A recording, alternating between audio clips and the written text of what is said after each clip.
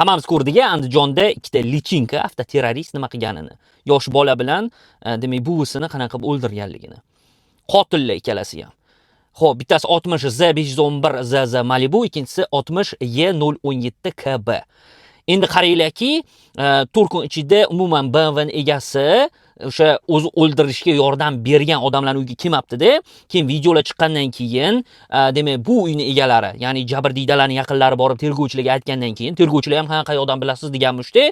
Keyin tergovchi eshitgandan keyin shu gaplarni BMW ning egasi kelib ta'ziya bildirib ketganmish va nima emishki, ular to'y kortejda yurganmish. To'y kortejda yurgan bo'lsang, nima farqi bor? Senga kim ruxsat berdi tez haydashga yoki poyga o'ynashga? Bular nimadir oqlaydimi? Muammo shundaki, muammo. Birinchidan ikkalasini ham bittasini emas, menimcha bittasi qamalgan, ikkinchisini ham qamash kerak. Nimaga? Chunki kimnidir o'ldirib qo'ysangiz, otib o'ldirasizmi, pichoqlab o'ldirasizmi yoki urib o'ldirasizmi, sherik bo'ladi. To'g'rimi? Bittasi ushab turadi yoki ikkalasi ham bittasi bir mushuk qo'ysa, ikkinchisi ikki mushuk qo'yadi-da, o'sha payt o'lib qoladi. To'g'rimi? Sherik hisobi bo'ladimi? Bittasi ko'proq yil olsa, ikkinchisi kamroq bo'lsa ham yil oladi. Chunki jinoyatga sherik bo'ladi. To'g'rimi? Ular ham poyga o'ynab kelayotgani shundoq ko'rinib turibdi videolarda. To'g'rimi? Tergovchilar qanchalik yaqin bo'lmasin, uni otasi-yu bobosi lichinkaga o'xshagan o'ziga o'xshagan basharalari hammasi kim bo'lishidan qat'iy nazar. Endi ikkinchi tomonida o'zi aslida mana shunaqa holatlar, poyga o'ynaydiganlar, o'zidan kimdirlar yasab olganlar bo'ladi-yu, Toshkentda ham ko'p.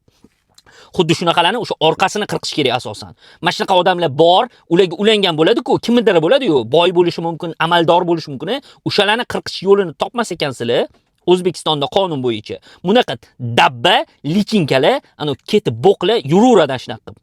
O'zidan kimdirlarni yasab olib, shaharman egasiman, xohlaganimni qilaman deb, toki odam o'ldirmaguncha. Ularga aytilsa, odam o'ldirasan deyilsa tushunmaydi. Yo'q, sen yurganni ko'ra olmaysan deyishdan uzoqqa o'ta olmaydi ular. Ko'zi o'sha narsani ko'radi faqat. Miyasi o'shanga ishlaydi faqat. Chunki lichinkada hali katta bo'lmagan, miya yo'q ularda.